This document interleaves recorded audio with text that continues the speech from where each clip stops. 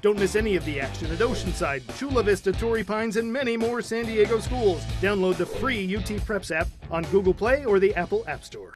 Welcome back into Canyonside Baseball and Softball Academy. Tommy, David, and Christian here for the San Diego Prep Insider Baseball Podcast. We've got our top 10s, we've got our game balls, we've got a little interview. New thing. Go meet some kids. Oh yeah, gonna meet some kids. Meet Tyler Dean from Rancho Bernardo. He's a first baseman, great player. Then we're gonna get into our fair or foul. And then finally, we're gonna break down the top pitchers, guys. So we got a lot to get to. We'll start with the top 10s. David, who's on your list? All right, I'm gonna keep RB at the number 1 spot for another week. They're 8-3. LCC number 2, 8-2. Cathedral 8-3, number 3. They're doing really well. Granite number 4, 7-4. Eastlake number 5, they're 7-3. Madison number 6, they're 6-3. Saints are 7-2 at number 7. Scripps Ranch number 8, 7-3. And La Jolla, a big surprise so far this year at number 9 for me. They're 9-2. And I got 2 guys at number 10, Carlsbad and Grossmont, respectively. Carlsbad 8-3, Grossmont 6-3. So quite a different top 10 for me again this week. Yeah, mine's pretty similar to mine last week, so it's going to be way different than yours. Starting backwards, 10 going to 1. Vista at number 10. Granite Hills at 9. Torrey Pines 8. Saints at 7. The Islanders from Coronado at number 6. We'll talk about them a little bit later. Eastlake at 5. Carlsbad 4. RB at 3 for me. So Tyler, hopefully you don't pay too much attention to that. And Cathedral 2. La Costa Canyon at number 1. So those are our top Interesting 10. little shake if they're starting to see some definite divergent opinions. Yeah. But that Coronado team, can't be sleeping on them. No, you can't. Islanders have a big league offense. And again, we'll get back to them in a little bit later. We're in our fair or foul section, but first we have to talk about some game balls for kids from last week. Christian, you got some game balls to give out. Got a couple game balls I want to give out. We're going to start with the Santana Sultans pitching staff, led by Dalton Berry, Tristan Salinas, Noah Nunez. They held Francis Parker to 1 run over 8 innings. As a team now, their pitching staff has a 1.83 ERA. Always impressive to see sub 2 from an entire staff at this point in the season especially. So game balls out to the Santana pitching staff. Game ball to Drake Benner from Sage Creek. He went 4 for 6 with 5 RBIs in their 22-1 win over Orange Glen. A lot of offense from a young team, their first years of varsity program. So congratulations, Drake, on being the offensive lightning rod for them. And then my last game balls go to Randy Jewell and Clayton Lewis with West Hills Wolfpack. Randy Jewell 3 for 3, 2 RBIs, 2 runs scored, stand-up triple. Lewis 3 for 4, 3 runs scored. These guys know how to get across the plate, which maybe is a credit to the people hitting behind them, but got to get on, got to score, so game balls for them. You can tell hitters are getting hot, man. 10 games into the season. You're going to see a lot of these hitters coming out. All right, I got game balls for the Lions tournament winners first. Steel Canyon, Santa Fe Christian, Sweetwater, Escondido, Castle Park, and Vista. Congratulations to you guys. Really, that's pretty respectable, winning that tournament. So once again, congrats. I've got game balls for Tora Otska and Calvin Mitchell. Tora has 4 home runs and 16 RBIs to start the season. Calvin Mitchell's sitting at 6 home runs and 17 RBIs. For those of you guys that don't know, Tora is the son of former Padre Aki Otsuka, who's one of my favorite Padres of all time. Possibly the owner of the top commercial in San Diego Padres history when he was going after the ants for Corky's Pest Control. Right. Got to get those ants. You can't have them all around your house. Very important.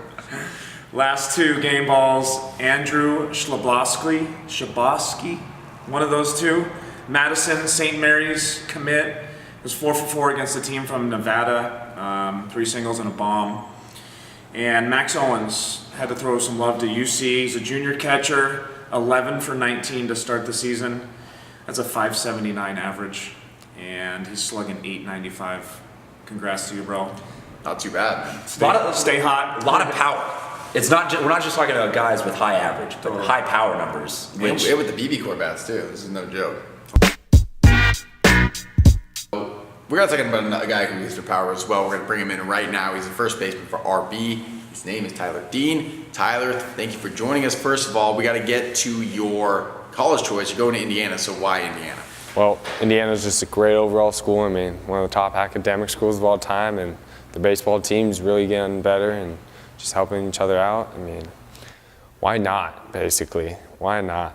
And they just went to the College World Series, 2 years ago, 2013? And they've had a couple big-time names come out of there. Sam Travis, Alex Dickerson, Kyle Schwarber. I mean, that guy's a stud for real, though. And so I just like where the program's going. And Coach Lamonis and Coach Cheese, you know, those guys are awesome dudes, and I couldn't get along better with them. They were just absolutely fantastic when I went out there, and very pleased with myself to choose Indiana. All right, Tyler, what are your junior year, senior year goals before you get, headed to school? You know what? My junior and senior year productions is just to build off each year, just keep getting better, improve on the numbers and just improve on, your overall game. My biggest thing is just I'm trying to get better mentally with my mental approach, and just mentally just be able to sound in the game and just know certain situations where I can get into and just maybe help out my team just a little bit more. That's the goal. Always win a CIF. That's always better too. Those are some fun nights. But leading up to the game, you got to get in that mindset to be successful. What's on the pregame playlist? You know what? I only have a couple songs, but I like to get some Young Jeezy in there, put on and get right. But I also like to think about Ace Hood and We On, because that was the one song I played every day in 7th grade, and when I used to go to the gym. I used to play that song and go on the treadmill, and that was the first song every day. So it always reminds me about all the hard work I put in before this moment. Thank you very much, Tyler, for joining us. We're going to try and bring a player in every single week. Tyler, thank you for being the guinea pig. So hopefully you guys enjoyed. Cool kid. Yeah, great kid. Good job. Great kid. Moving to fair or foul. Love it. First question. It is more important to have a solid 1-3 rotation than a 1-9 batting order. Dave, what do you think? Pitching and defense for me wins championships, and yes, you need to score runs, but in the long run, you look through playoffs and through these tournaments at the end of the year, the teams that have 3 pitchers and 3 horses, they're usually the ones that are going to play deep in the tournaments. And you can see, especially with the ones that the teams that won those Lions tournaments, those divisions. Those teams were really deep in pitching, especially teams like Santa Fe Christian, who can get through that tournament with, 5-6 pitchers. They got a lot of guys. Absolutely. Fair. Straight up to center field fair. Like, pitching wins everything. Doesn't even have to be defense, just pitching. Because let me ask you this. What goes silent? Bats go silent. Bats are inconsistent. You can have the greatest 1 through 9 of hitters, and if they have one bad day, you're bounced from the playoffs. If you have that 1 through 3, even a 1 and 2 with a mediocre 3, you have kids that, okay, like maybe their stuff isn't snapping perfectly, they aren't dotting it, but they can still throw strikes. The pitching isn't going to come completely off the rails. So you need pitching not just to win titles, but to get there. So absolutely fair. Having more pitching, way infinitely more important. Plus, pitchers can eventually figure out how to get 1 run. Like you bunt, you steal, you get a hit by pitch, you can get 1 run somehow if you're a team loaded with pitchers. So absolutely pitching. You can never lose a game if you give them a run, right? It might go a million innings, but you will never ever lose the game. Seriously. Second fair or foul. Coronado currently ranked number 1 in max preps. Surprising, but are they a top 10 team, Christian? Fair. Absolutely a top 10 team. For kind of the opposite reasons of the previous question is they have an offense that without even blinking can put up 5-10 runs on you in 1 inning because they just put the ball in play. They got a bunch of kids who aren't trying to swing out of their shoes, aren't trying to do too much with it. They just put the solid contact, hit atom balls, get runs. Very easy to see Coronado continuing to develop that offensive ability throughout the entire season and putting up a run for that number 1 spot in San Diego County. Dave, what do you think?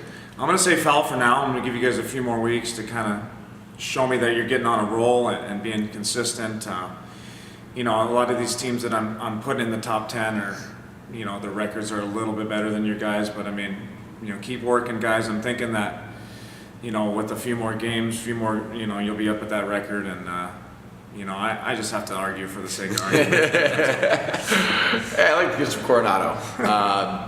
But I'm going to say, for me, I've got them in my top 10 right now. I kind of agree with you, David. I want to see a little bit more, but as of right now, yes. So I know it's kind of a cop-out, but that's fine. Well, we're still early enough in the season that not all of these numbers have filtered out correctly. Right. Not everybody is exactly where they're going to be, but when I see that offense, repeated instances of over 5 runs in 1 inning, to me, is not a blip. Now, for our final segment, we're going to give you the top pitchers in San Diego. David, who's on your list? It's a big list. Oh, yeah. Let's get it Lots started. of pitchers. Kyle Hurt, Torrey Pines. He's got 30 Ks already this season. He's going to USC. Kevin Abel, you guys will see him tomorrow. Isn't you guys featuring him in your next game? Yeah, we're going to go see him. We're going to see Jose Cerda, Trey Brown, Julian Escobedo. Those guys are all going to state next year. Jose's at Montgomery, and Trey and Julian are at Eastlake.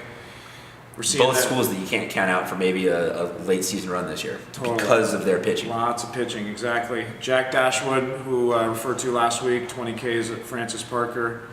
He's a Saints guy. He's going to UCSB.